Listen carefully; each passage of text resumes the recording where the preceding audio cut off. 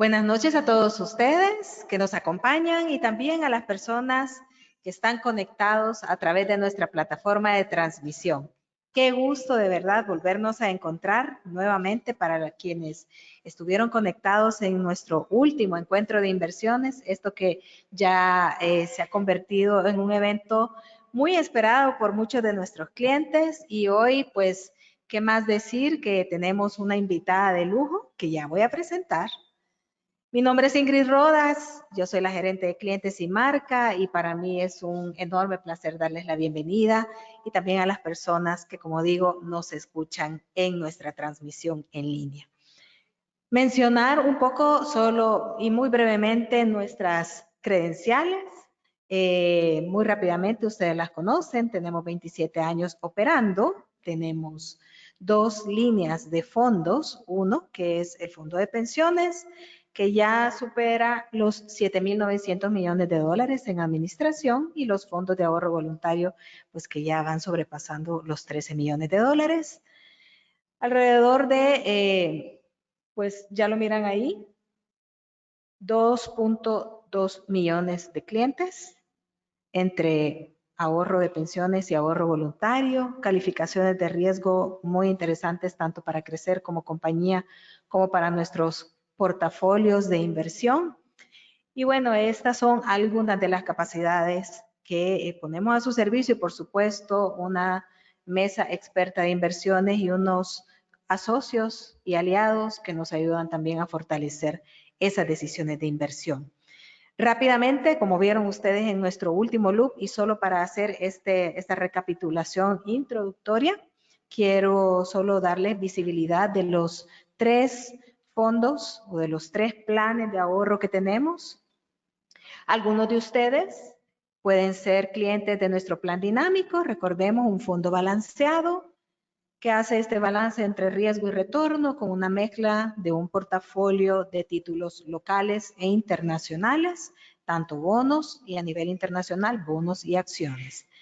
El plan conservador, que tiene a su base un fondo de renta fija, invertido solo en El Salvador, en instrumentos financieros de la bolsa local, ¿ya? Y que son básicamente bonos. Asociado a ese fondo de renta fija, este año lanzamos también el plan de ahorro institucional. Entonces, ese plan de ahorro institucional tiene también a su base este fondo de renta fija y está ahí para los empleadores que quieran incentivar a su personal a permanecer, que quieran apoyar a su personal en algún objetivo como por ejemplo también complemento de pensión o en cualquier otro objetivo. El equipo de Crecer está ahí para poder asesorar y acompañar al empleador en esa estructuración. De esto vamos a conversar, de nuestros portafolios, pero también vamos a conversar sobre el entorno, sobre los últimos acontecimientos económicos y financieros que seguramente ustedes leen continuamente en las noticias. Quiero también decir que en cada mesa hay un código QR y van a poder dejarnos ahí su consulta, por favor, para el final de la sesión. Vamos a tener 2 expertos y para las personas que nos siguen en nuestra conexión, pues pueden dejar sus consultas en el chat, las estaremos leyendo al final a nuestros expertos. Sin más preámbulo, quiero presentar a nuestra primera experta. Ella es Chief Market Strategist de StoneX, donde lidera la estrategia global de inversión multiactivo y análisis macroeconómico. Cuenta con más de 20 años de experiencia en mercados financieros, asesorando a clientes institucionales en renta fija, acciones, divisas y tasas de interés. Además de su labor como analista y estratega, esta persona, nuestra especialista, es conferencista bilingüe en eventos internacionales y colabora regularmente con medios como Bloomberg y también CNN en español. Es economista y financiera formada en NYU y Rutgers y ha sido profesora adjunta y asesora académica en la Universidad de Miami. Por favor, recibamos con un gran aplauso a Catherine Rooney Vera.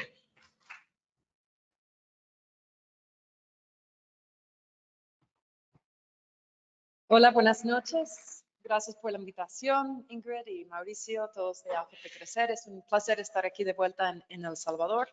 Mi segunda vez aquí en El Salvador. El año pasado vine y realmente es un país encantador. Pues estoy aquí para darles la visión mía sobre qué es lo que está pasando, qué va a pasar y cómo va a afectar la región y también El Salvador, ¿sí? Entonces, mientras estoy hablando, por favor, que me hagan preguntas, comentarios, diferencia de opinión por medio de lo que dijo Ingrid, ese código QR, y después de mi exposición, con muchísimo gusto recibo esas preguntas. Entonces, sin más preámbulo, empezamos en la materia. Creo que es importante pensar y considerar todavía el riesgo de recesión. Ya se ha quitado de los titulares, pero la verdad es de que con las incertidumbres que estamos viendo todos los días, hoy salió otra noticia de que los aranceles ya son ilegales.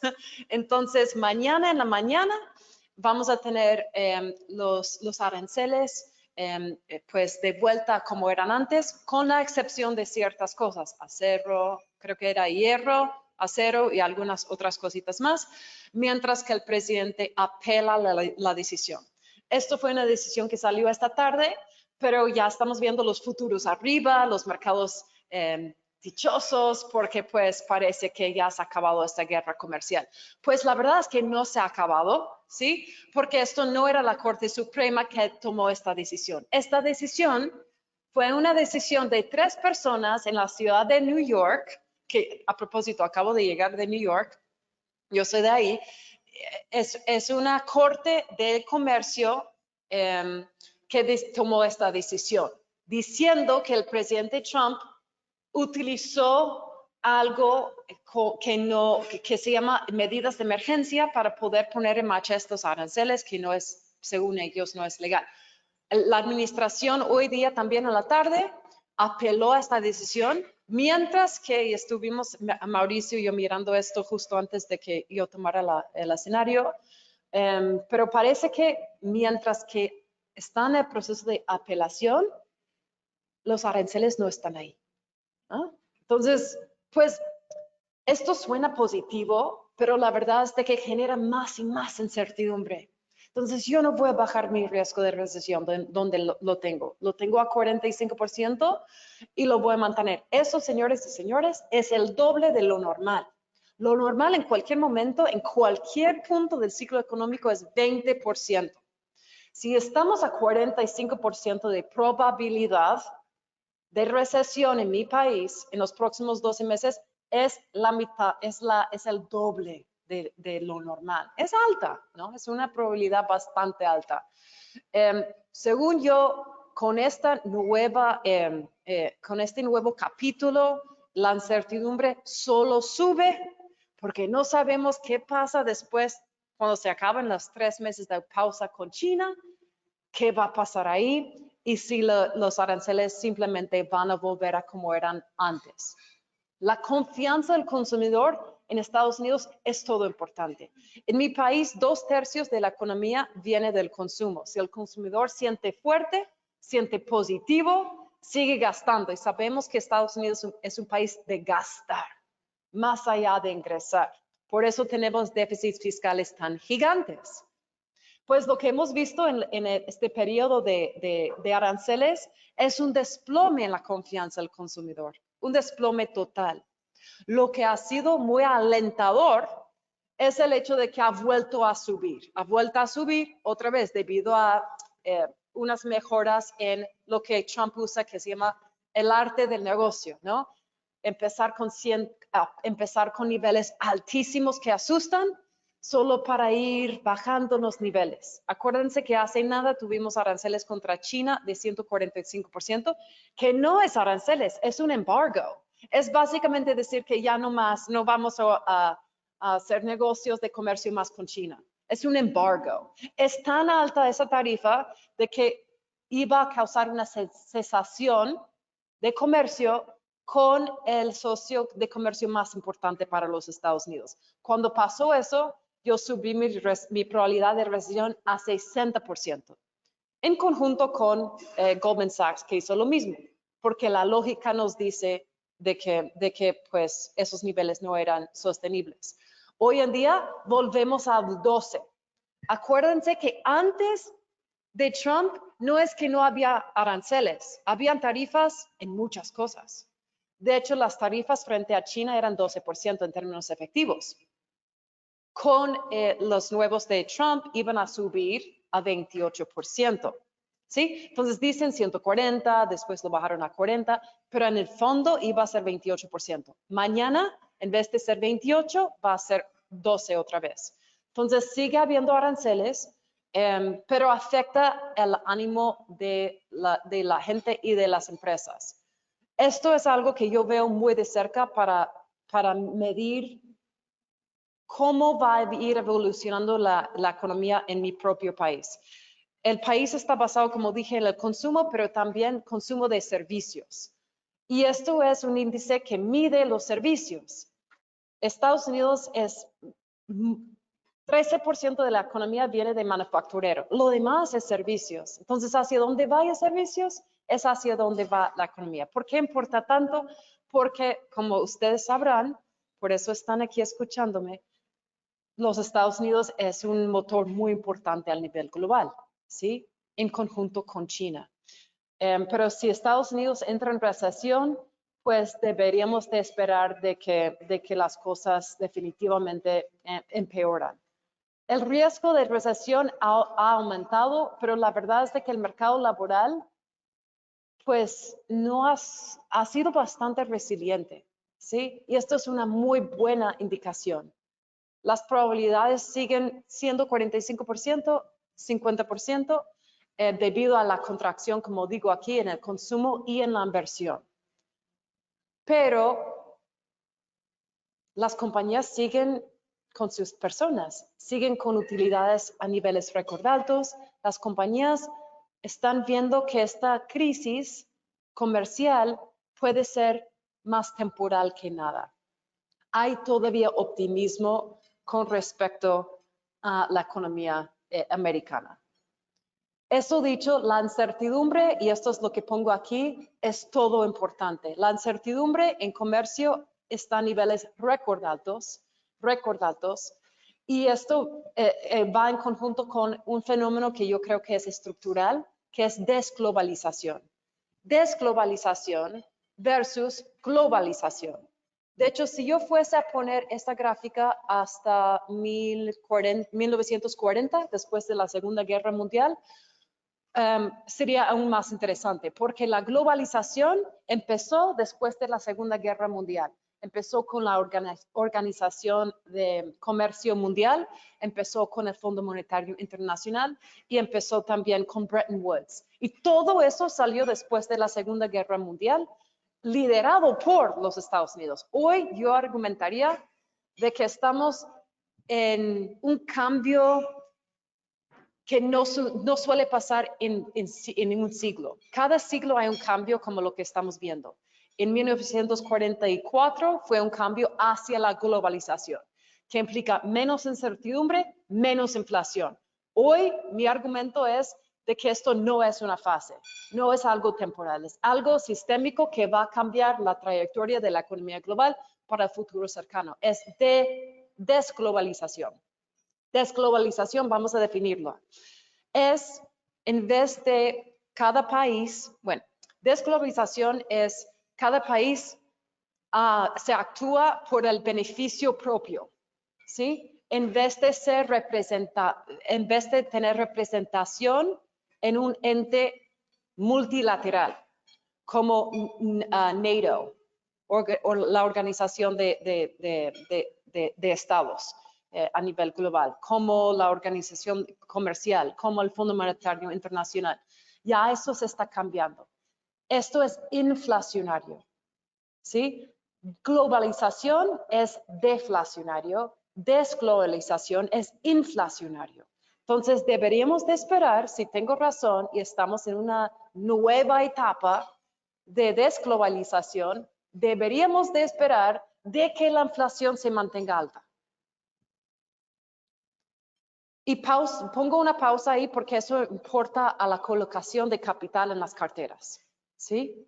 Si la inflación se mantiene pues un poquito alta de lo normal, pues deberíamos considerar eso en nuestros portafolios de renta fija y renta variable.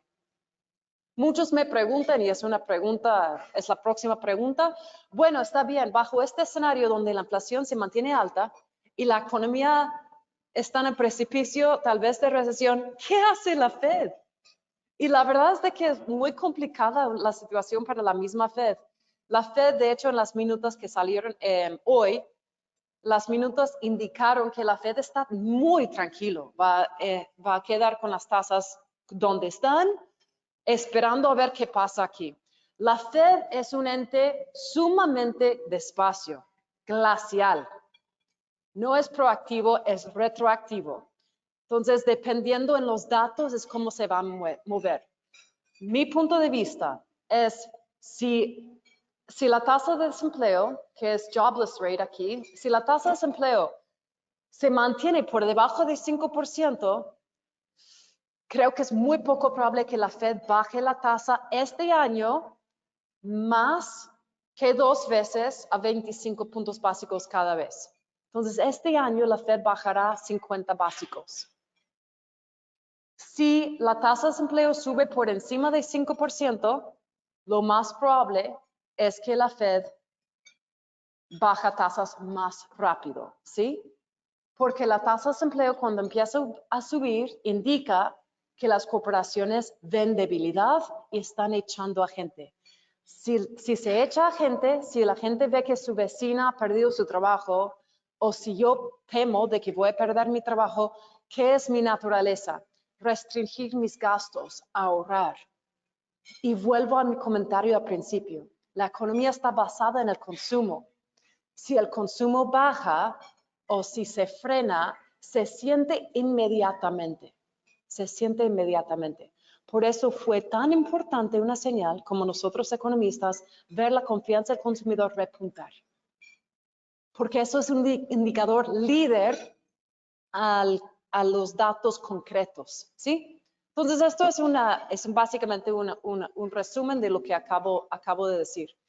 La vivienda y los servicios básicos siguen siendo los componentes más importantes en mi propio país. Hasta el día de hoy, estos son datos hasta el día de hoy, los bienes, los vasos, los platos, las mesas, los bienes que uno puede tocar, durables, están en deflación. Los precios están bajando. Eso va a cambiar. Lo interesante aquí es que a mí me parece que el mercado versátil está contando con un fin de esta crisis, pero no está contando con los riesgos que todavía son existentes. Uno de los riesgos, señores, es de que a finales de este verano, finales de agosto, principios de otoño, vamos a ver este número, el menos 0.1 puntos, en gris claro, lo vamos a ver subir. ¿Por qué? Porque tenemos 2 meses con aranceles y tenemos en mi país, en Los Ángeles, en el puerto más importante del país, barcos parados, camiones parados, que pasaron un mes parados. Sería como un avestruz metiendo la cabeza en la arena pensando que eso no va a tener efecto. Eso va a tener efecto. Entonces, finales de verano vamos a ver los datos de inflación volver a subir y eso va a complicar mucho una Fed bajar tasas, sobre todo si tenemos la tasa de desempleo todavía bastante baja, ¿ok? Entonces, mejor de los casos, según yo, la Fed baja tasas este año 2 veces para total 50 básicos.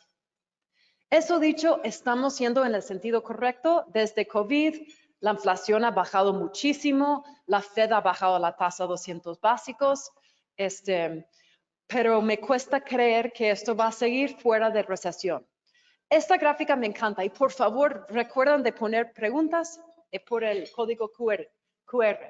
Esto me parece sumamente interesante. Este ejercicio lo hice en Donald Trump 1.0. En la primera presidencia del presidente. ¿Por qué? Porque acuérdense que en ese tiempo su enfoque era China. Bueno, sigue siendo China, pero ahora es China, México, Canadá, Panamá, todo el mundo, ¿no? Pero en ese momento era China. Entonces me puse a hacer el estudio, porque soy una persona de números, ¿sí?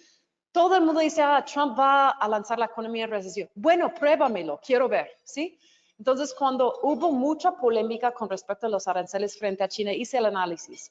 ¿Cuánto lo que consumimos en mi país, de donde soy, cuánto de lo que consumimos viene de China? Yo pensé que el número era gigante. Pero cuando uno ve el consumo como consumo no solo de bienes, sino que de servicios, que es cómo se compone el dato, el porcentaje de lo que consumimos de China es muy pequeño. Por consecuencia, a pesar de tener un brinco en el arancel contra China en 2018, que se ha mantenido hasta el día de hoy, acuérdense de eso, y que el presidente anterior, Biden, había subido, puso 100% de aranceles frente a los coches de China, ¿sí? A pesar de todo eso, el impacto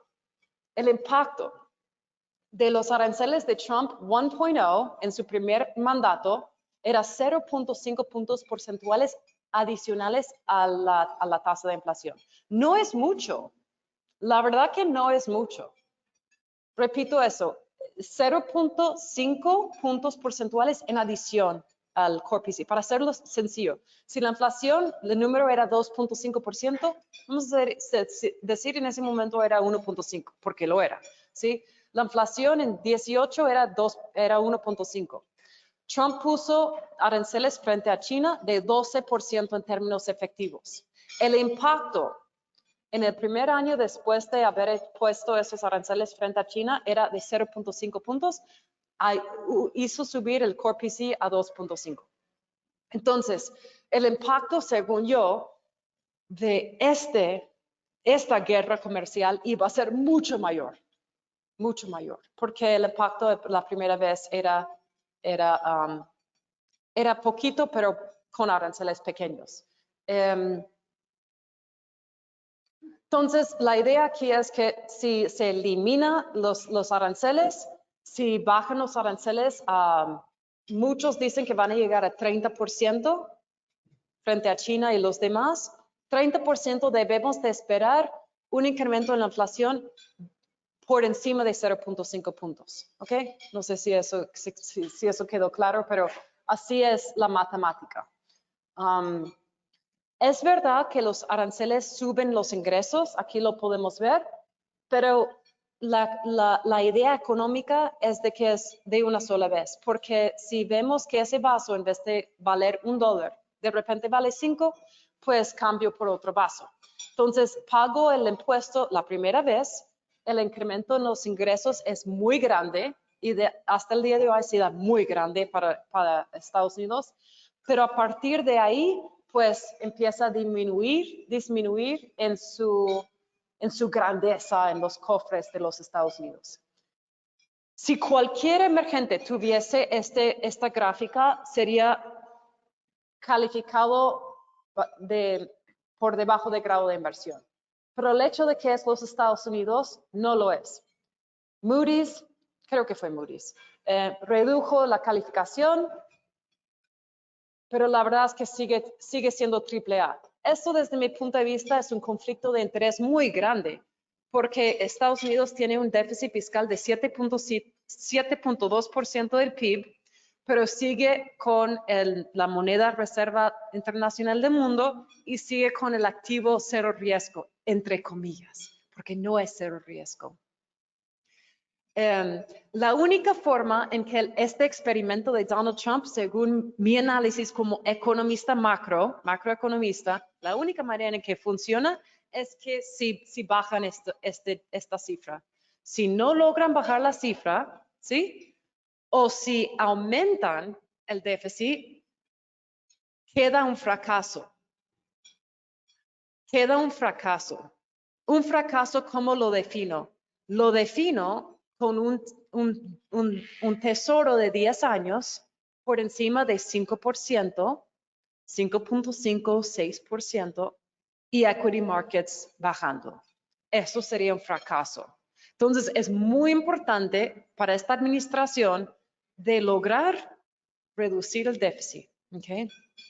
Ahora, ustedes conocen al ministro de Hacienda en Estados Unidos, se llama, o saben de su nombre, me imagino, se llama Scott Bessent.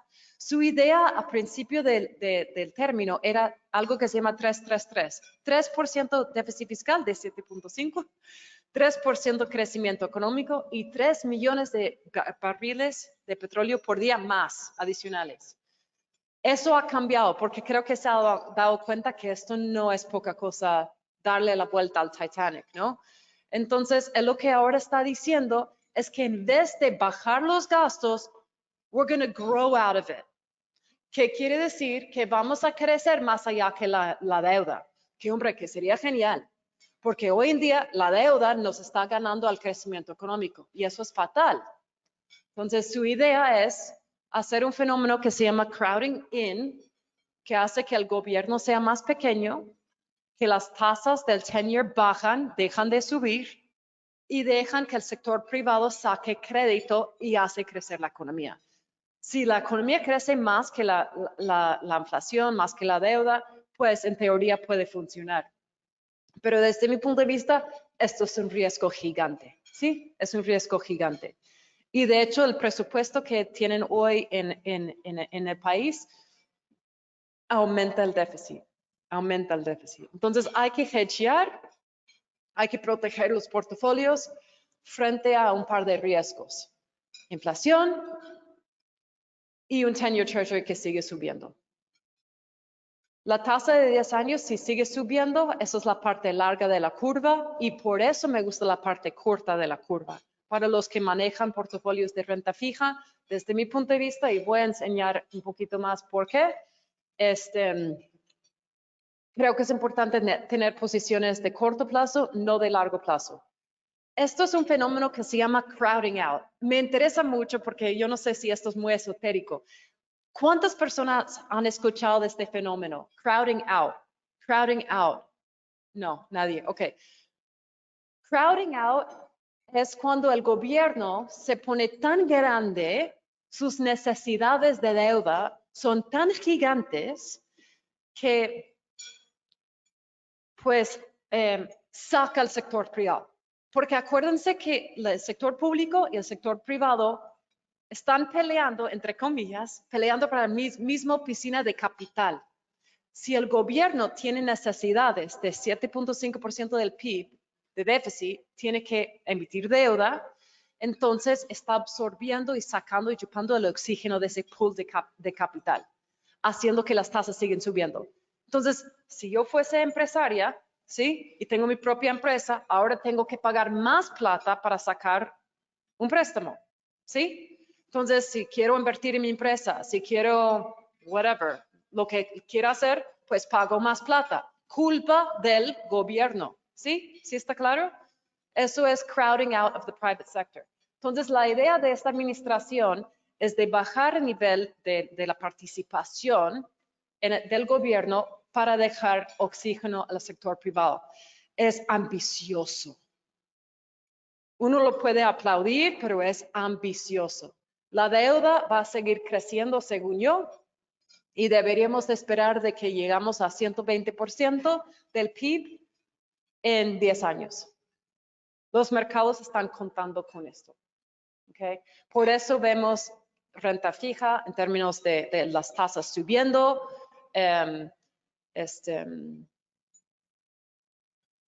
y la parte larga que sigue subiendo, en un empinamiento de la curva. No es para asustarles, pero sí mi trabajo es decirles qué está pasando. Esto es pagos de interés versus PIB. Esta es la gráfica, ¿ok? Entonces, Estados Unidos tiene tanta deuda, tiene que emitir tanta deuda para cubrir sus déficits que son tan grandes, de que los pagos de interés versus el PIB, pagos de interés sobre el PIB, han duplicado en 2 años. Es más, pagos de interés que no te rinde nada, ¿eh? No estás pagando para infraestructura, no estás pagando para la defensa. Es un mal gasto, es un gasto malo. Pues eso ahora supera lo que se gasta en la defensa para un país como los Estados Unidos, imagínense. La cobertura de pago, yo jamás en mi vida pensé que iba a tener que hacer esto para los Estados Unidos, pero lo hice. Esto es cobertura de pagos de interés, la ratio de cobertura, ¿sí? Eso es cuánto se ingresa en una compañía o un soberano versus cuánto se gasta en interés. Y esa cifra ha bajado de 14 meses a 5 meses. Entonces, yo jamás en la vida, en 23 años de trabajar en esto, me he preocupado el tema del debt ceiling. Ha sido una broma, me río, ay, mira estos tontos amarillistas en los medios haciéndolo gran cosa. Por primera vez me parece importante, porque los pagos de interés tenemos 5 meses de cobertura. Entonces, me preocupa un poco eso.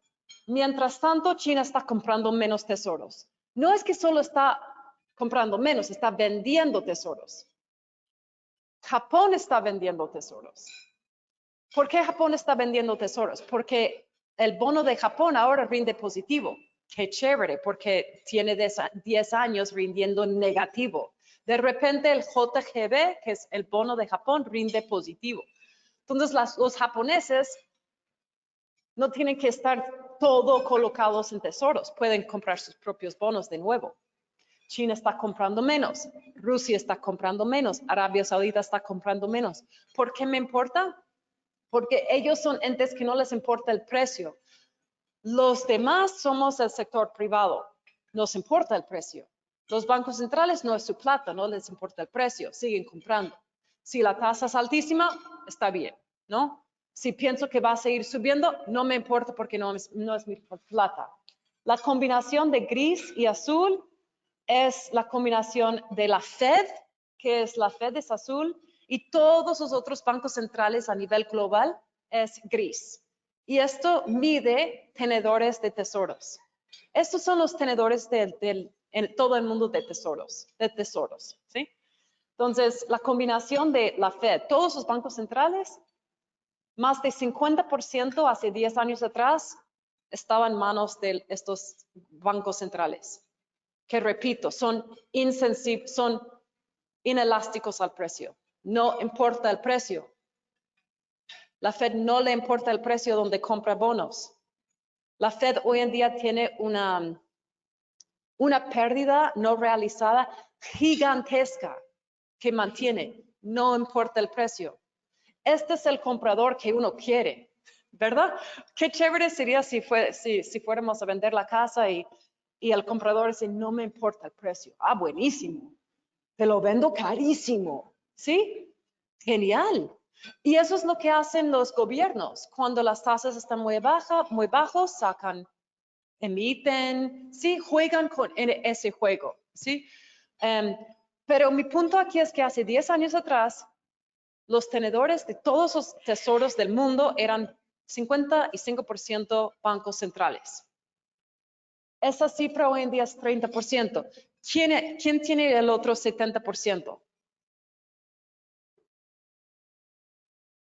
¿Alguien se atreve o no? No pasa nada si no. Pero, claro, el inversor privado, exactamente, es el sector público versus el sector privado. El sector privado es nosotros, ¿sí? También es los bancos, Goldman Sachs, it's everybody, pero es el sector privado. El sector público son los entes centrales. Esto me parece muy importante. Y poco hablado, poco hablado. Por consecuencia, la lógica nos dice que las tasas siguen subiendo. Otra vez, porque los bonos, el precio baja, la tasa sube. Entonces, el precio baja porque China está vendiendo, ¿sí? Entonces, si este fenómeno sigue, la combinación de menos demanda, de entes insensibles al precio, combinado con más oferta, porque el déficit sigue subiendo o se mantiene igual, pues a mí, no sé ustedes, pero a mí la lógica me dice que las tasas van a seguir subiendo, ¿no?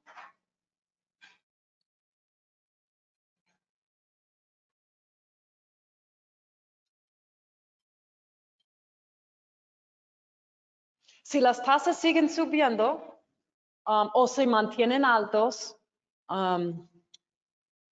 es una situación interesante y hay mucha discusión con respecto a las tasas reales y hacia dónde debe ir el dólar, ¿sí? Porque el dólar, según mi análisis, es sumamente sobrevaluado. O sea, estamos hablando de 20% sobrevaluado, el dólar, versus el euro, está sumamente sobrevaluado. Pero la diferencial en tasas reales, esto es polémico, hay economistas que dicen que no es así. Yo digo que es así. El factor más importante a una divisa es la diferencial en tasas. Entonces, si la Fed está colocado a 4.5 o donde esté, real rates are aproximadamente 2%. Pero el ECB está a 0, pues eso favorece al dólar, favorece al tesoro. Entonces, esto es algo a favor del dólar, algo al favor del tesoro, ¿sí? Porque Estados Unidos, porque la inflación es alta, va a mantener las tasas altas en comparación a sus, digamos, sus comparables. Ahora, entramos a renta variable. Y acuérdense de sus preguntas, porque aquí voy terminando.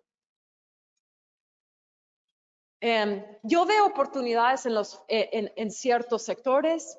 Creo que esta caída que vimos tan tenaz, que a propósito se ha recuperado todo, ¿okay? Se ha recuperado todo.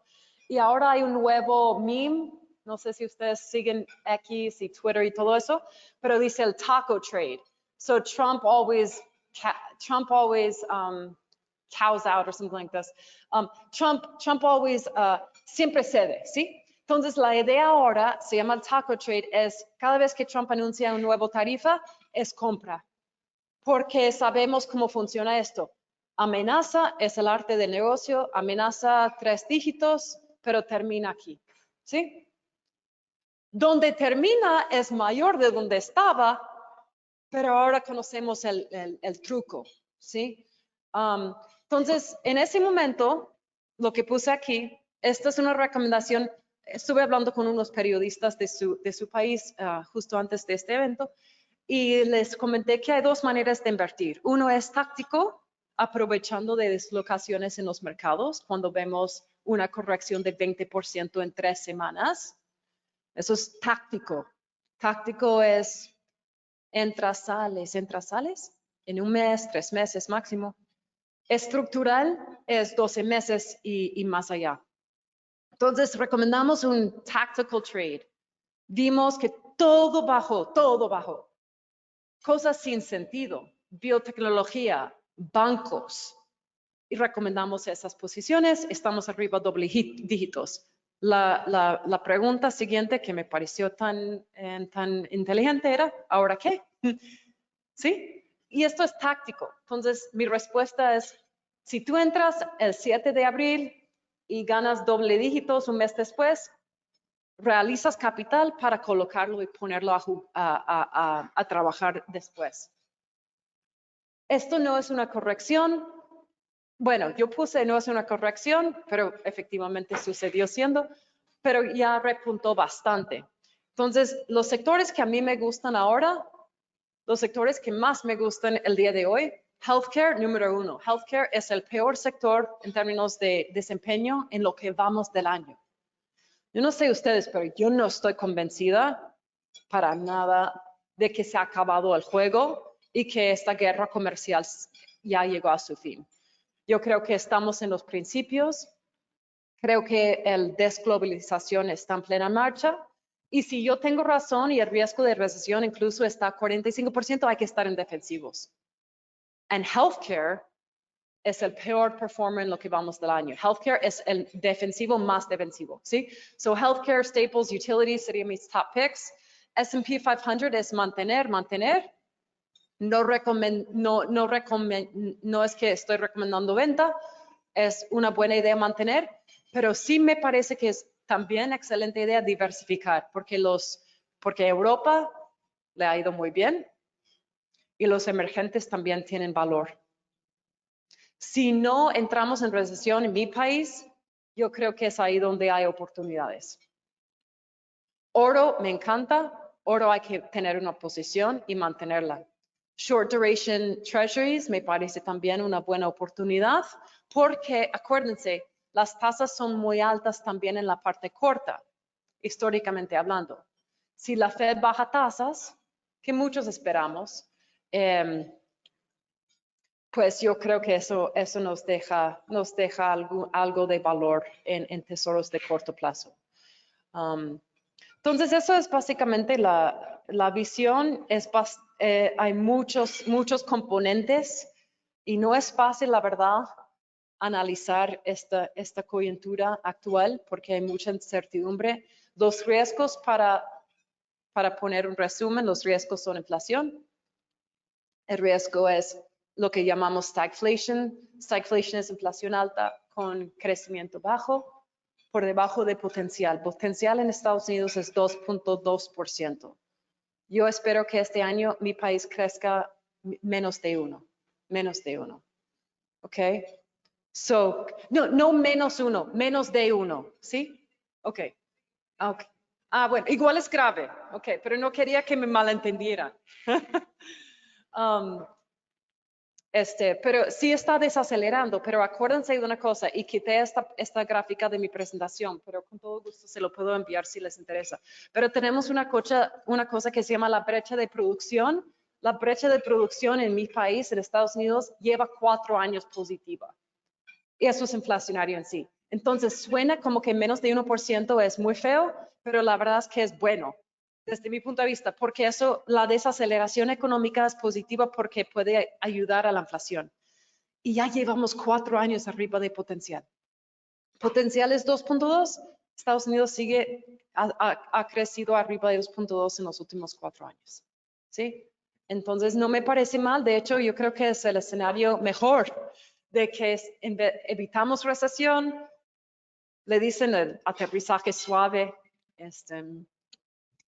pero yo creo que eso sería la mejor solución aquí. Y bajo ese escenario, yo creo que el S&P sigue subiendo.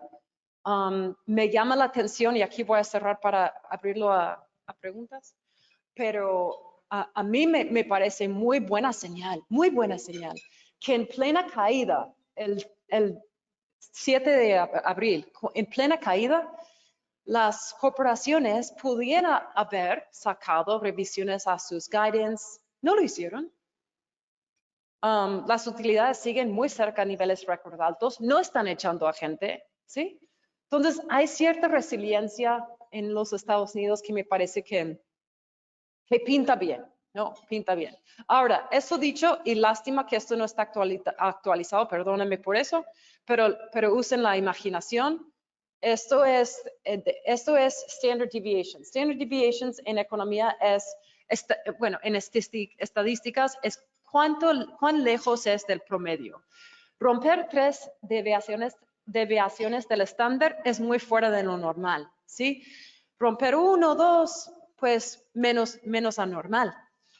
Habíamos llegado a romper 3 desviaciones estándar del promedio y eso a mí me parece que siempre presenta oportunidades. Entonces, cuando me preguntan, ¿qué es lo que más ves? Yo veo esto. Yo tengo esta gráfica para tesoros y para S&P 500. Y cuando vea este tipo de comportamiento, pues entonces busco oportunidades como pongo aquí abajo. En este momento, para terminar, usar la imaginación, esta línea azul ya repuntado al promedio. Entonces estamos fairly valued. Entonces, si la cosa sigue bien, quiero decir desaceleración suave, los aranceles terminan siendo un non-event. Yo creo que hay todavía más upside para el S&P.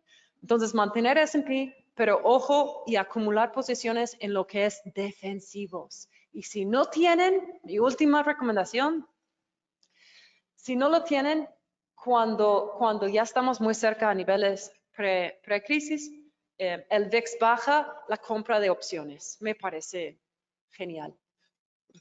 La compra de opciones es comprar seguro de vida. Ojalá, bueno, en algún momento lo vamos a necesitar. Pero el punto es como un seguro de fuego. Ojalá y sí nunca haya un fuego en nuestros domicilios. Protección es compras un put option a 6 meses, por más largo es, más caro es. ¿Sí? O un mes y te cobra 1, 2, 3%, ¿te cuesta? Pero si el mercado colapse 20%, estás super in the money y dichoso. Si lo dejas expirar, pues te cuesta, pero tienes el seguro. Entonces yo creo que eso es una buena idea a estas alturas. Creo que nos ha acabado la incertidumbre. Los riesgos siguen bastante significativos desde mi punto de vista. Y pues con mucho gusto les recibo sus preguntas y sus comentarios. Gracias.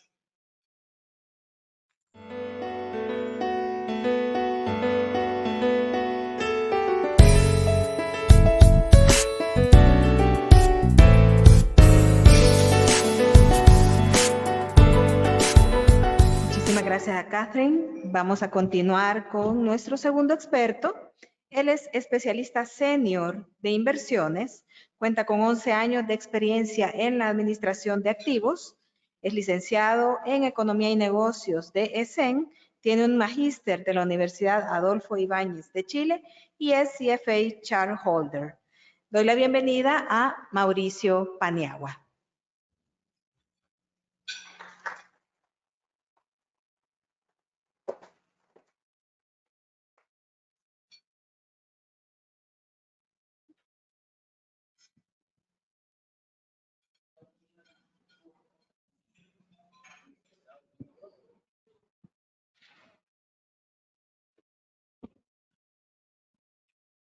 Bueno, me voy a dejar esto aquí.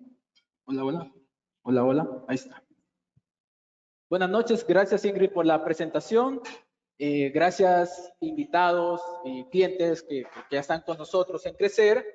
Y quisiera aterrizar un poco lo que, aquí está el control, lo que Catherine estuvo ejemplificando de cómo son los mercados, cómo está la economía de Estados Unidos, principalmente de Estados Unidos, y esto cómo puede llegar a afectar a nuestros portafolios que nosotros administramos. ¿Se me escucha bien? Ah, gracias. Si no, grito más y ahí vamos moderando un poquito la exposición. Primero quisiera dividir un poco en el que nosotros administramos actualmente dos fondos voluntarios. Uno es el fondo APB balanceado y el otro es el APB renta fija, que en el balanceado es en el único que actualmente tenemos exposición en el extranjero y es el que se ve directamente afectado o puede ser que tenga afectaciones por lo que está sucediendo en Estados Unidos o en el extranjero. El otro, que es renta fija, tenemos inversiones principalmente locales y este directamente no tiene afectaciones, pero sí puede tener afectaciones indirectas como las movidas de las tasas de interés que mencionaba Catherine, y eso puede llegar a afectar también el mercado local, pero muy indirectamente y con baja volatilidad. Para comenzar ejemplificando primero, y antes de decir cómo eso puede mover nuestro portafolio de balanceado, quisiera mencionarles cómo estamos distribuidos actualmente en este fondo balanceado. Podríamos comenzar diciendo que tenemos una capa fuerte de renta fija, que es el 37%, que esta renta fija es la local. Y en esta renta fija local lo que buscamos es tener tasas altas y que podemos tener vencimientos altos porque tenemos otros activos que son bastante líquidos para hacer para enfrentar cualquier necesidad de liquidez que tengamos en el corto plazo. Entonces, tenemos un bloque de casi un 40%, esto es al 15 de mayo, en renta fija local, donde tenemos bonos de bancos, tenemos CDPs, también podemos tener, también tenemos fondos de titularización, que buscamos tener una buena calidad crediticia de esos emisores y que nos den unas tasas altas y estables, que es lo que nos da el mercado local. Ahora, veamos, renta variable tenemos actualmente al 15 de mayo un 25% y en renta fija internacional tenemos un 27%. En total, y lo podemos ver en esta gráfica, en los últimos 2 años y medio hemos rondado entre casi que el 50% del portafolio del balanceado lo mantenemos en el extranjero. Pero además de mantenerlo en el extranjero, nosotros hacemos movimientos tácticos y ahí está un poco el lado de tomar decisiones día a día, según las noticias que se vaya teniendo de qué está sucediendo en la economía, cómo puede afectar esto en los mercados, tanto en renta variable, que hemos ido aumentando poco a poco nuestra posición, como en renta fija internacional, que desde mediados del año pasado hemos ido reduciéndolo un poco y le hemos aumentado últimamente, y aquí coincidimos con Catherine, en duración de corto plazo, donde tenemos buenas tasas altas en el extranjero y un poco de estabilidad dado estas volatilidades que pueden haber. Y nuestra estrategia en renta variable internacional, centrémonos en esto último, que es sobre la incertidumbre que ha habido últimamente con lo de las tarifas. Voy a pasar también al otro lado para explicar a todo el público. Es al anunciar las tarifas y que iban a ser más grandes de lo que esperábamos en el mercado, tomamos la decisión de reducir temporalmente o tácticamente nuestra posición en activos que son bastante volátiles, que es tener tecnología, tener todo eso que puedan ser afectados con este tipo de aranceles. Ya cuando fuimos visualizando que estos eventos ya estaban tocando fondo, por decirlo así, o que las noticias negativas ya no están afectando tanto los mercados, decidimos tomar de nuevo nuestras posiciones que teníamos. Y eso nos ayudó bastante en nuestro desempeño que hemos tenido en el fondo balanceado. Podemos ver de que, quieras o no, nosotros estamos siempre invertidos y tenemos volatilidades normales que puede tener un mercado, donde puede subir un 2% en un mes, caer 1% en 15 días. Y aquí podemos ver cómo sucedió este último evento en el 2025, donde pasamos a caer casi que un 4%, los mercados accionarios cayeron casi que un 20%, como para hacer un poco el símil. Y nosotros realizamos movimientos tácticos al estar monitoreando día a día cómo están los mercados, reduciendo nuestra exposición, pero igual teniendo un poco de esa volatilidad. Y hemos retornado ahorita con tener una valorización más alta de antes de esta volatilidad. Algo que en las acciones todavía no ha recuperado su punto más alta que ha habido.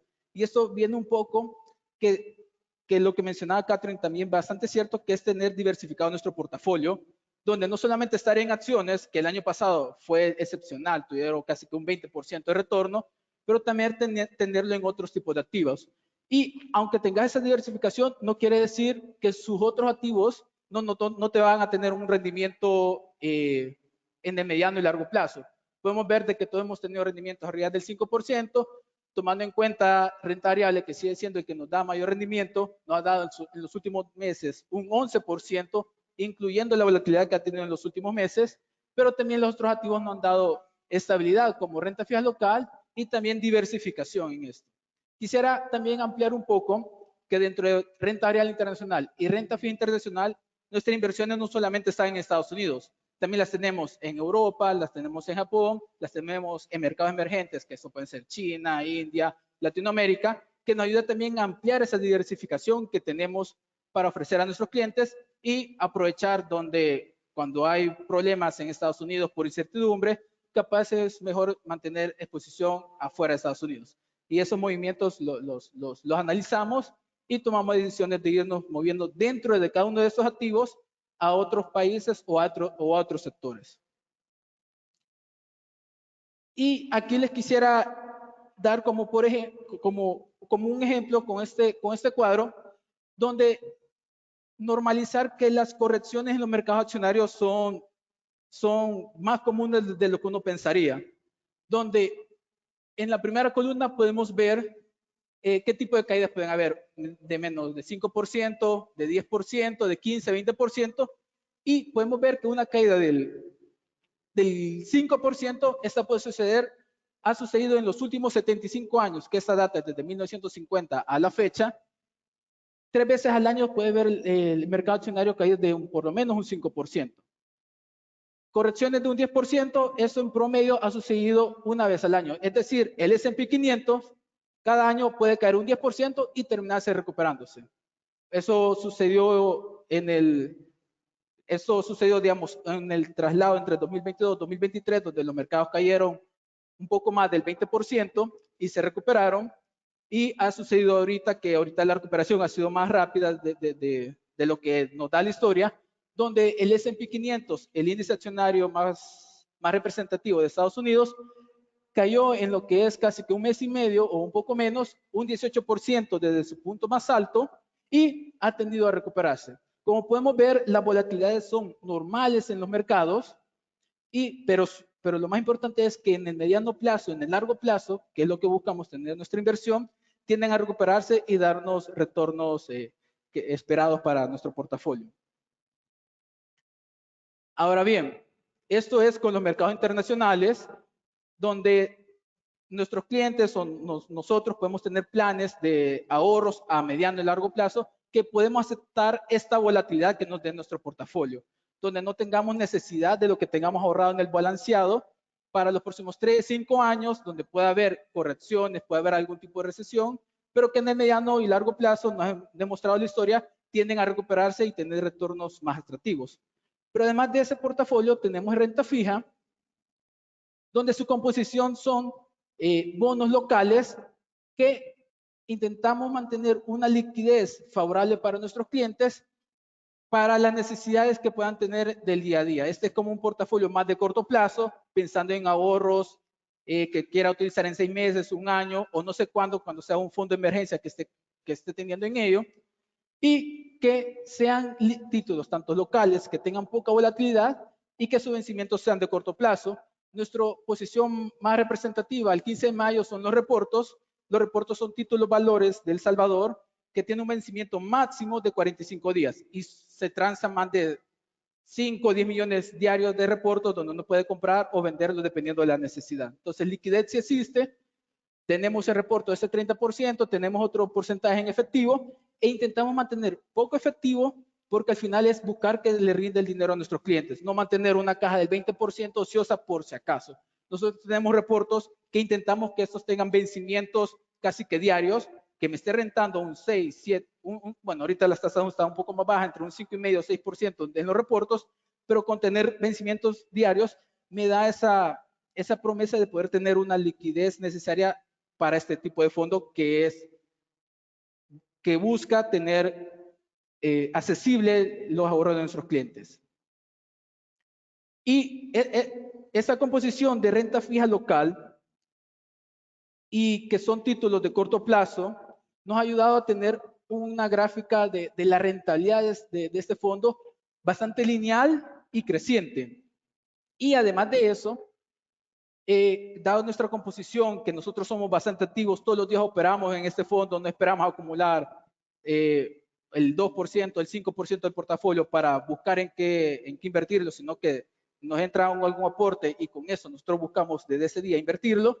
Hemos podido tener una gestión activa que nos dé un retorno del 6% en los últimos 6, bueno, casi que en el último año corrido, de los últimos 12 meses, casi el 6%, que comparándonos con otros fondos promedios que tienen la misma visión de tener liquidez en el corto plazo, le sacamos un poco de ventaja en ese sentido.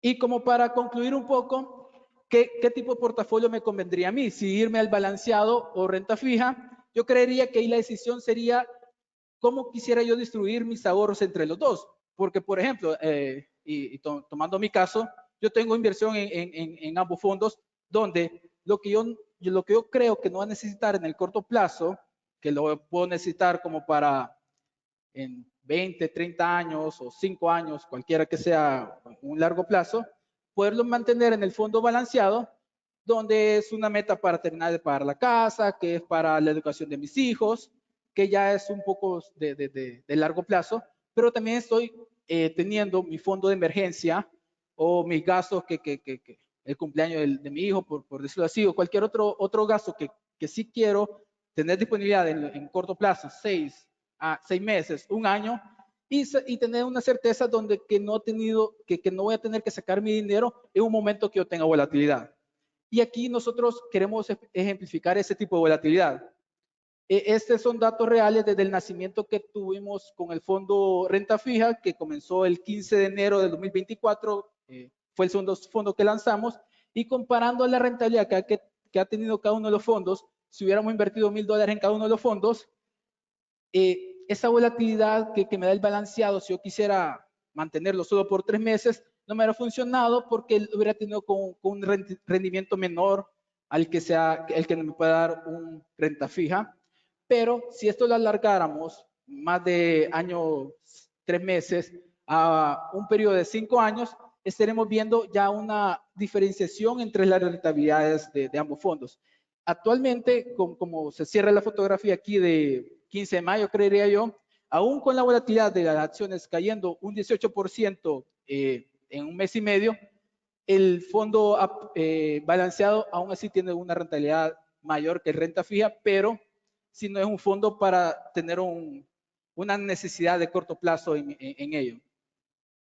Entonces, como conclusión de esta lámina y también de explicar nuestros resultados y nuestros 2 fondos que tenemos, no tengo que decir en un solo fondo, sino tal vez pensar cuáles son mis metas como personas de ahorro y ver cuánto tener en un fondo para mi disponibilidad mensual, cada 6 meses o al año, y otro fondo pensando ya para complementar mi retiro, para algún tipo de inversión en largo plazo, ya poderlo tener en el otro fondo.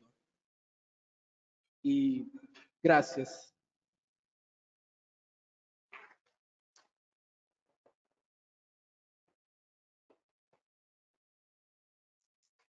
Muchísimas gracias, Mauricio. Vamos a pasar a la sección de preguntas y respuestas. Y bueno, las voy a ir, tenemos muchas preguntas, en realidad. Voy a irlas dirigiendo. Wow. Gracias a todos porque de verdad, Catherine los invitó a hacer preguntas y de verdad que le hicieron caso. Voy a comenzar y voy a irlas dirigiendo a partir de lo que me parezca que es pertinente para cada uno de ustedes.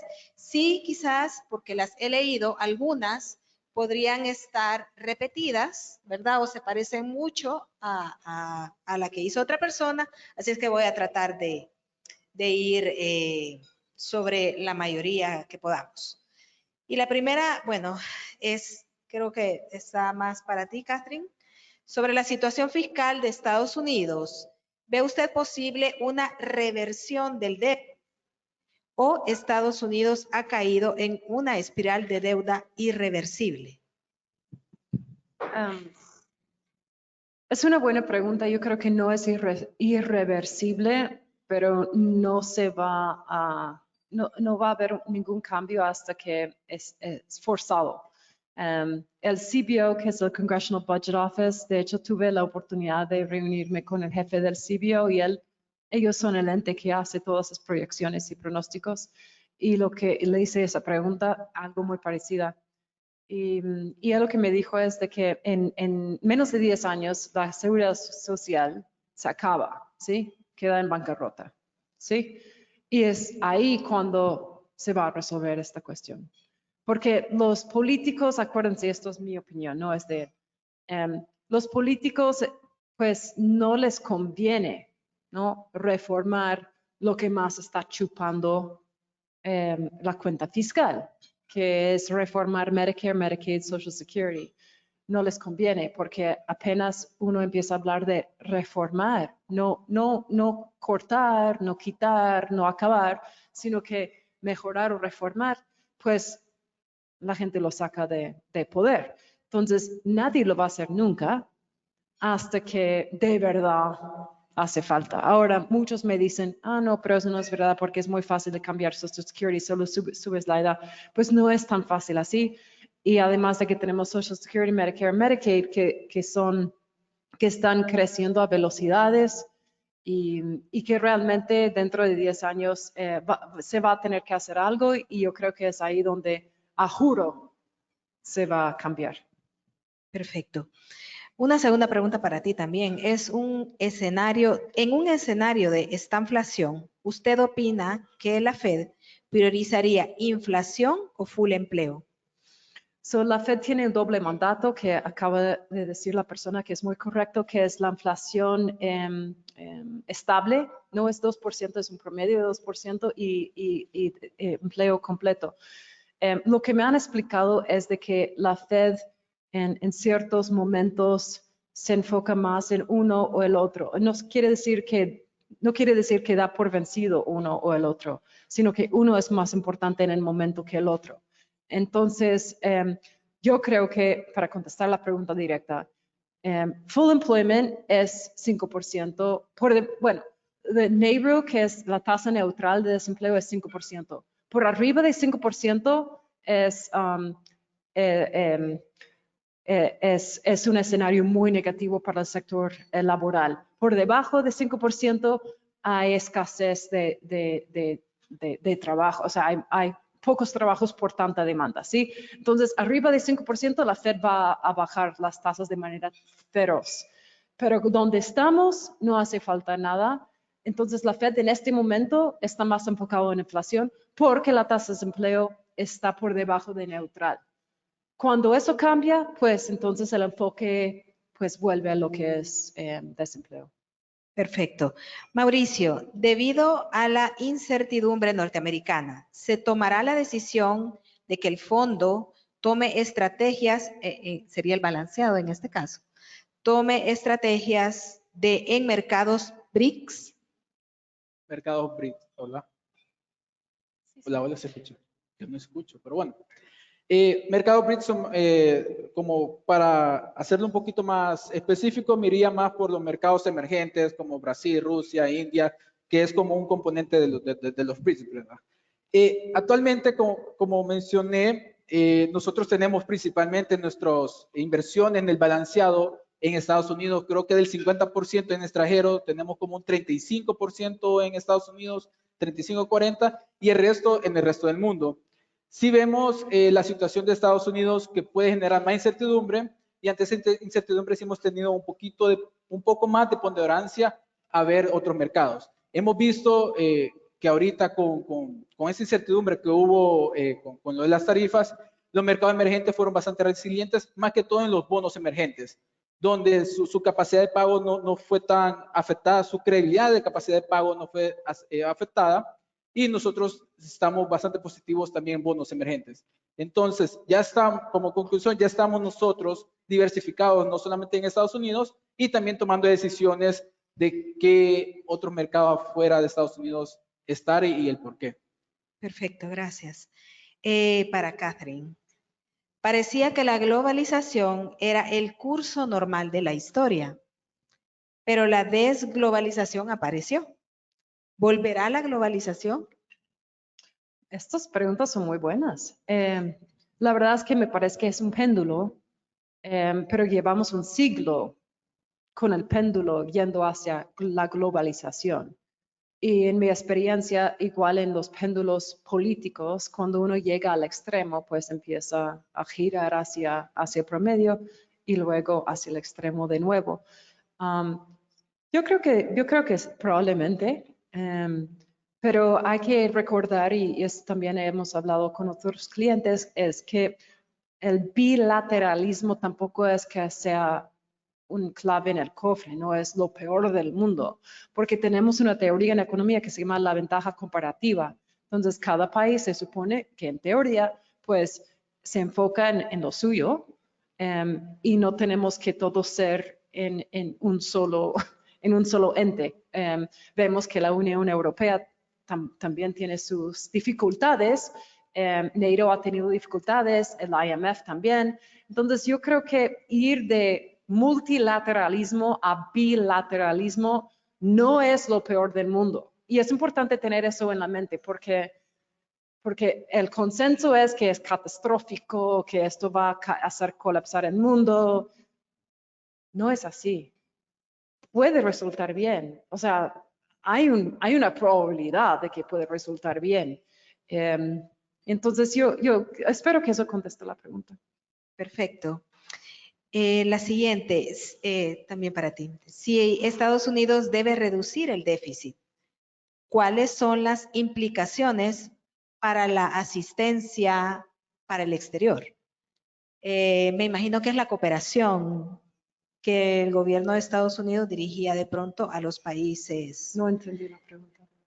Dice, si Estados Unidos debe reducir su déficit,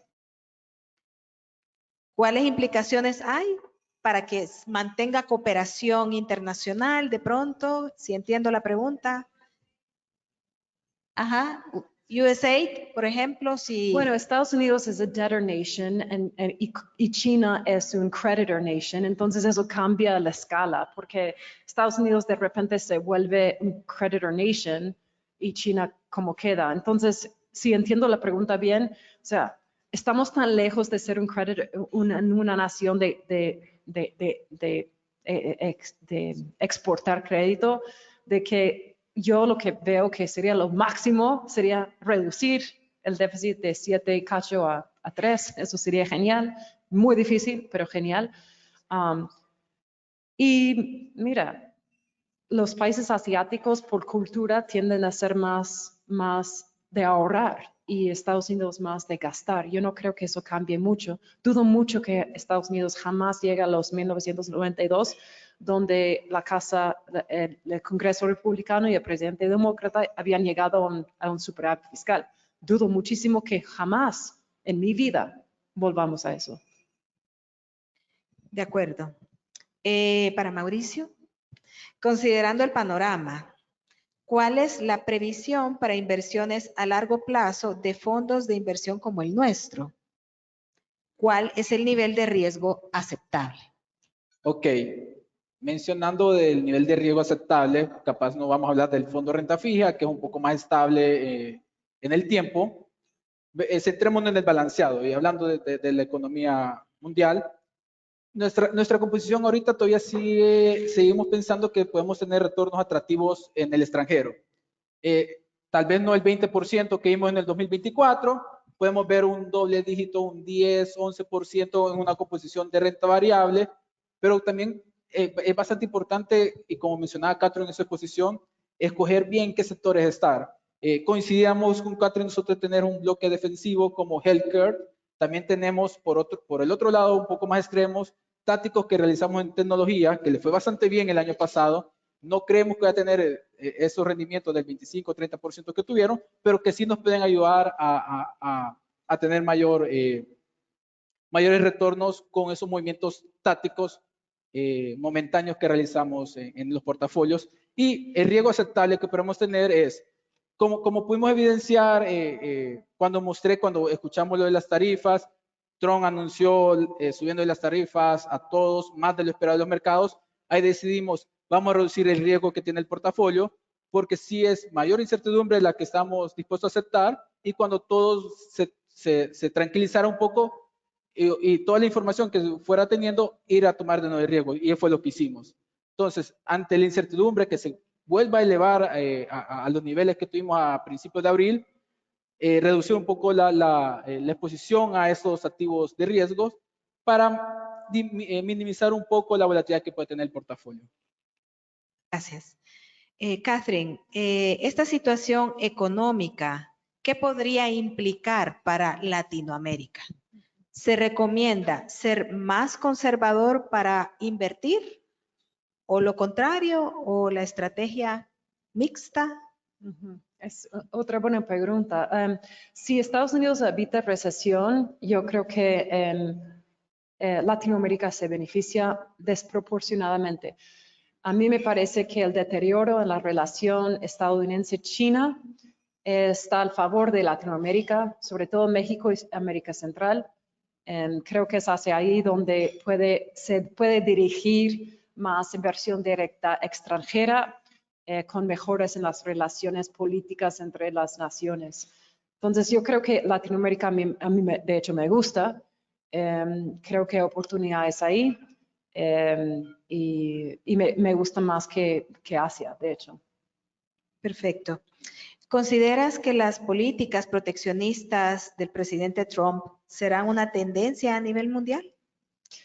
Pues él comenzó la tendencia porque, pues acuérdense que es muy importante ponerlo en contexto. No es como que antes del presidente Trump había libre comercio a nivel global. El libre comercio, esto va a ser polémico lo que voy a decir, no existe. No existe. No hay libre comercio. No existe. Hay cuotas, hay mercados que son restringidos, hay manipulación de monedas. O sea, incluso los tratados de libre comercio no son libre comercio. Entonces, como economista, pues, no creo que exista. Es algo muy bonito, pero no existe. Entonces, yo creo que lo que sí estamos viendo es tarifas que llegan a ser recíprocas, y eso es probablemente donde vamos a quedar. Tarifas recíprocas, que quiere decir de que, por ejemplo, la India tenía las tarifas efectivas mucho más altas contra US que China. La gente no se da cuenta de eso, pero India era mucho mayor y China ya las bajó, ¿sí? Entonces, al final de cuentas, al final de esta guerra de comercio, yo lo que les apuesto es de que quedamos con algunas tarifas mejores que otras, un mejor balance. Pero sí, ya ha empezado, porque los demás, el único país, de hecho, que respondió con acelerar y subir tarifas era China. Los demás mantuvieron las tarifas como están. Así que yo creo que ya está pasando. De acuerdo. Vamos a atender las últimas dos preguntas porque tenemos todavía un puntito más en agenda y pues tenemos también aquí un espacio para que departamos. Mauricio, ¿está el portafolio de Crecer preparado para enfrentar simultáneamente una contracción del consumo interno en Estados Unidos, mayores tasas de interés como respuesta a la inflación persistente y una posible pérdida de valor de sus activos en dólares frente a economías emergentes con menor exposición a deuda soberana estadounidense? Bastante compleja la pregunta, pero vamos a ir por partes, creo. Primero, y si pensamos en como primordiales tener rentabilidad con un riesgo acotado. Entonces, ¿cómo buscamos mantener esa rentabilidad? Con una diversificación del portafolio. Entonces, como primer índole, queremos reducir esa volatilidad del portafolio con tasas locales, donde le mostraba que teníamos como un 40% de tasas locales. Entonces, eso me ayuda a tener tasas altas, una rentabilidad aceptable para nuestros clientes y no tener esa volatilidad. Por el otro lado, ¿cómo componemos lo que tenemos en el extranjero? La subida, voy a comenzar por el lado de renta fija internacional. Lo de las subidas de tasas de interés nos afecta a los bonos de largo plazo, los cuales hemos reducido en los últimos 6 meses nuestra composición en los bonos de largo plazo y nos hemos centrado un poco más en bonos de corto plazo en Estados Unidos. Entonces ahí estamos como mitigando un poco esa volatilidad y que nos ha pagado bastante bien, donde las tasas de la Fed de 10 años, perdón, las tasas de los bonos de tesoro de 10 años han subido de 4 a 5% y esa subida es lo que hace que caigan los precios. Nosotros hemos mudado poco a poco para tener más exposición en el corto plazo por esta incertidumbre y estar un poco más cautelosos por el lado de renta fija internacional. Y por el lado de renta variable internacional, también tenemos una posición por el lado, tenemos el S&P 500 y una manera más eficientes por términos impositivos de nuestros vehículos, pero además de tener el S&P 500 tenemos como distintas estrategias donde tenemos una porción significativa en sectores defensivos como healthcare que mencionaba Catherine, pero también tenemos posición en el lado growth y que creemos que ante un momento de inflación y crecimiento económico, las compañías que tengan un poco más de poder monopólico, por decirlo así, puedan tener en el mediano y largo plazo retornos más estables. Entonces, en ese sector me voy como al sector de consumo discrecional, sector de tecnologías de Estados Unidos, donde puede tener volatilidad por los aranceles, estamos bastante claros y lo estamos monitoreando para aumentar o reducir nuestras posiciones ahí, pero creemos que en el mediano y largo plazo, ante una inflación, y como lo vimos en la inflación del 2022, también tuvieron retornos bastante buenos. Bueno, perfecto. Espero haberlo cubierto de alguna manera. De acuerdo. Nuestra última pregunta, Catherine. Dado el aumento en las tasas de quiebra y la narrativa de una posible estanflación, ¿cómo pueden los portafolios de retiro mantener resiliencia y generar rendimientos reales en los próximos 5 años? Qué bueno que dice el plazo, 5 años. Entonces, sobre 5 años, yo les recomendaría Treasury Inflation Protected Instruments. Those are tips. Eso me parece una buena idea para una persona que quiere protegerse contra la inflación bajo el escenario de crecimiento económico bajo. Eso sería the stagflation trade. Y luego oro, me parece que vale la pena tener una buena posición en oro, sobre todo porque me parece que sí se ha manifestado como un buen activo de tener en tiempos inflacionarios y también de incertidumbre, ambos que tenemos en este momento. Perfecto. Bueno, muchísimas gracias a nuestros dos expertos. En aras también del tiempo y para continuar con nuestra agenda, esperamos de verdad que lo que ellos nos compartieron ahora, pues haya sido interesante para todos ustedes. Esto es parte de las capacidades que como expertos en inversiones también tener a socios como las personas y los expertos de StoneX están al servicio de todos ustedes también. Y bueno, vamos a continuar siempre con la dinámica. Vamos a invitarlos a que continuemos departiendo, pero antes y para concluir este evento, quiero anunciar 2 dinámicas. Como siempre tenemos dinámicas al cierre de nuestro evento. Y para las personas que están conectados al evento Noche de Inversiones, vamos a sortear certificados de consumo por aportes mayores o iguales a $500 o apertura de cuenta a un nuevo plan de ahorro. El periodo es desde este día hasta el 15 de junio. Y para las personas que estamos acá, van a participar también podrían hacerse acreedores de un certificado de $100 de Monarca. Para las personas también que hagan aportes mayores o iguales a $500 o abran su cuenta por esos montos a partir de este día hasta el 15 de junio. Estas dinámicas las pueden conversar con sus ejecutivos, igual para las personas que hoy nos acompañaron y que no tienen un producto de ahorro voluntario con nosotros y quieren recibir una asesoría, nuestros ejecutivos están a su servicio. Podemos seguir departiendo, por supuesto, tenemos acá todavía para qué conversar entre nosotros, con sus ejecutivos, igual nuestros expertos están a sus órdenes y también queremos al concluir este evento agradecer a quienes nos acompañaron hoy mediante la conexión en nuestra plataforma de transmisión, animándoles a que pronto nos volvamos a encontrar en otra noche de inversiones. Muchísimas gracias y que estén todos muy bien.